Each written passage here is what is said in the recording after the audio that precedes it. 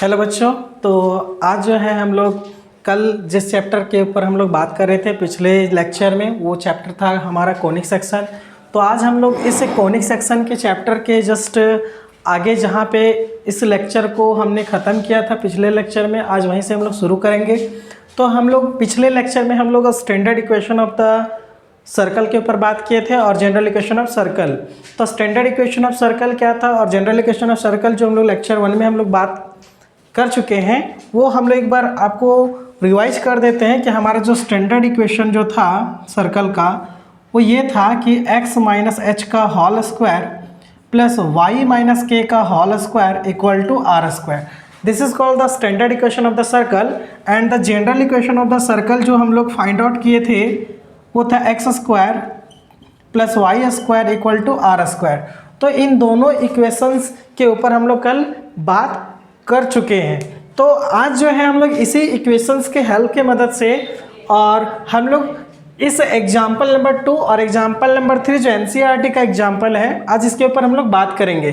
ठीक, तो ये क्लास 11th में जो एग्जाम्पल 2 आपको दिख रहा है, ये पिछले कुछ ईयर्स में ऑब्जेक्टिव क्वेश्चंस में आ चुके हैं। तो इस क्वेश्चंस को आप ध्यान से देखिएगा ताकि जो आने वाले जो 11th क्लास के एग्जाम्स हैं उनमें आपको अगर ऐसा सवाल पूछा जाएगा तो आप कैसे किस तरह से आप उसे सॉल्व करेंगे, तो हम लोग देखेंगे यहाँ पे। और जो हमारा स्टैंडर्ड इक्वेशन यहाँ पे है और जो जनरल इक्वेशन है, ठीक, ये जनरल इक्वेशन कैसे आया था कल हमने आपको बताया था पिछले लेक्चर में कि जब हमारा सेंटर जो होता है सर्कल का, ये हमारा सेंटर है, सेंटर का अगर ये सेंटर जो होता है 0 0 हो जाए सर्कल का, तो अगर यहाँ 0 पुट कर देते थे तो हमें ये X square plus Y square equal to R square मिलता था। ठीक, तो हम लोग ये पिछले लेक्चर में पढ़ के आए हैं। तो आज जो हम लोग इन दोनों एग्जाम्पल्स के ऊपर के सॉल्यूशन के ऊपर हम लोग बात करेंगे कि आखिर इन एग्जाम्पल्स के जो सॉल्यूशन है वो आखिर क्या होंगे। तो चलिए हम लोग देखते हैं आज इसके एग्जाम्पल के सॉल्यूशन के ऊपर कि आखिर इसका सॉल्यूशन क्या होगा। तो चलिए हम लोग शुरू करते हैं। तो इनका देखते हैं कि सॉल्यूशन किस तरह से हम लोग करेंगे। तो पहला क्वेश्चन है यहाँ पे, find the equation of the circle with centre. बोलते हैं कि एक सर्कल का इक्वेशन फाइंड कीजिए जिसका सेंटर -3, 2 एंड रेडियस जो है वो 4 है।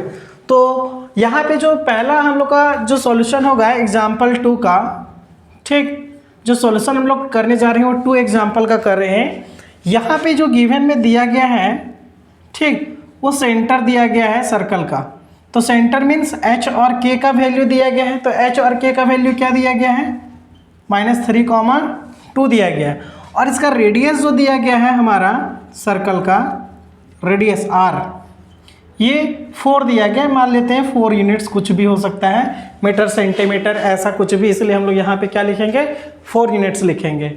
तो हमें पूछा इक्वेशन ऑफ द सर्कल, तो हम लोग को पता है कि ये सेंटर दिया है और ये रेडियस दिया है। तो नाउ हम लोग ये जानते हैं, we now equation of circle, equation of circle x minus H का whole square plus y minus K का whole square equal to R square. तो यहाँ पर जो है हमारा h और k का वैल्यू जो है, सेंटर का जो वैल्यू दिया गया है h और k का, तो हमने से क्या करें, सिंपली इस इक्वेशन में पुट कर देंगे। तो पुट कर दें तो x और ये h का मान यहाँ पे है -3। तो अगर आप यहाँ पे -3 अगर आप रख देते हैं, ठीक, का whole square plus y minus K का मान हो गया 2 का whole square equal to R square. तो देखिए यहाँ पे ये माइनस माइनस क्या हो जाएगा, प्लस हो जाएगा। तो ये हो जाएगा x माइनस माइनस ये हो जाएगा प्लस, और यहाँ पे हो जाएगा y -2 का होल स्क्वायर। और यहाँ पे r का वैल्यू जो हमारा दिया गया था वो 4 का स्क्वायर, तो यहाँ 4 का इक्वल टू क्या हो जाएगा, 16। तो कहने का मतलब जो हमारा इक्वेशन जो हमारा अभी निकल के आया है वो x प्लस 3 का होल स्क्वायर प्लस y -2 का होल स्क्वायर इक्वल टू 16। अगर ऑप्शंस में आपको ऐसे अगर दिए होंगे तो आप ऑप्शंस को देखते हुए आप सॉल्यूशन कीजिएगा। अगर ऐसा ऑप्शंस हो तो आप ऐसे ऑप्शंस मार सकते हैं, ठीक। अन्यथा आपको इसको क्या करना पड़ेगा, ब्रेक करना पड़ेगा। इसको हम ब्रेक करके भी दिखा देते हैं। यहाँ पर क्या है, a प्लस बी का होल स्क्वायर है और यहाँ पर है a माइनस बी का होल स्क्वायर। तो आपको पता होगा कि a प्लस बी का होल स्क्वायर क्या होता है, a माइनस बी का होल स्क्वायर क्या होता है।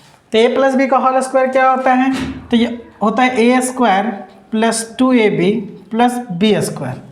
उसी प्रकार अगर माइनस वाला होता है तो यहाँ पे माइनस, यहाँ पे प्लस है तो यहाँ पे हो जाता है माइनस। सिंपली प्लस वाले में क्या होता है कि ऑटोमेटिकली ये सारे वैल्यूज जो होते हैं प्लस में होता है, अगर माइनस में होता है तो एक प्लस होता है, एक माइनस होता है, एक प्लस होता है, अल्टरनेट चलता है फॉर्मूला। आप पढ़े होंगे बाइनोमियल थ्योरम। तो यहाँ पे क्या है कि इसे हम लोग ब्रेक करते हैं तो ए प्लस बी का होल स्क्वायर, तो यहाँ पे इसको अगर ब्रेक करेंगे तो हम लोग को आएगा ये एक्स स्क्वायर ए का square plus 2ab plus B का स्क्वायर 3 का स्क्वायर, यहाँ ए स्क्वायर माइनस 2ab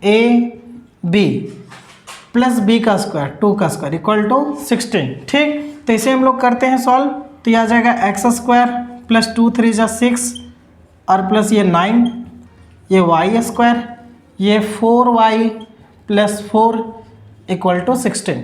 ठीक, उसके बाद हम लोग क्या करेंगे, इधर करते हैं यहाँ पे एक्स स्क्वायर ये वाई स्क्वायर को एक तरफ लिख देते हैं ऐसे, एक्स स्क्वायर वाई स्क्वायर। उसके बाद ये 6x प्लस में है और यहाँ पे माइनस 4y है, 6x माइनस 4y, यहाँ पे 9 और 4 हमारा जो हो जाएगा वो हो जाएगा 13। ठीक, ये 13 हो जाएगा और इस 13 को आप क्या कीजिए कि इस 13 को राइट साइड में ले जाइए। ठीक, तो ये हो जाएगा 16 माइनस 13, तो हमारा जो इक्वेशन निकल रहा है X square Y square minus plus 6x minus 4y और इधर आ जा रहा है हमारा 3।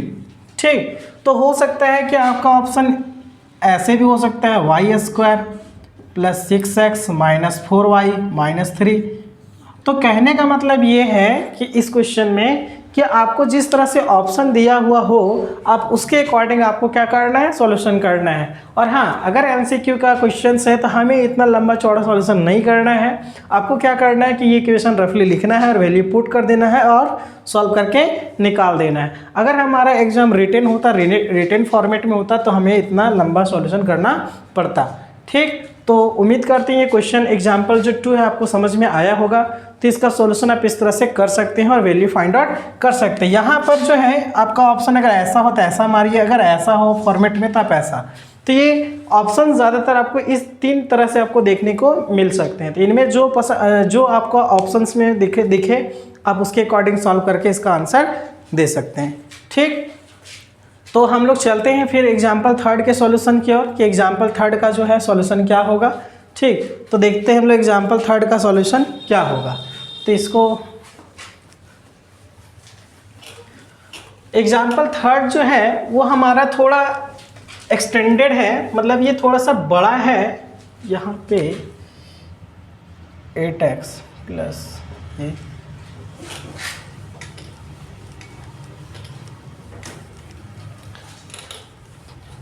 चलिए, तो हम लोग देखते हैं एग्जाम्पल 3। तो 3 में क्या है, हमें बोला कि फाइंड द सेंटर, बोला कि सेंटर ढूंढिए एंड रेडियस सर्कल, और ये सर्कल का इक्वेशन दिया हुआ था। ठीक, तो हमें जो गिवन में दिया है given equation of circle, given equation of circle क्या दिया गया है, X square plus Y square plus 8x plus 10y minus 8 equal to 0।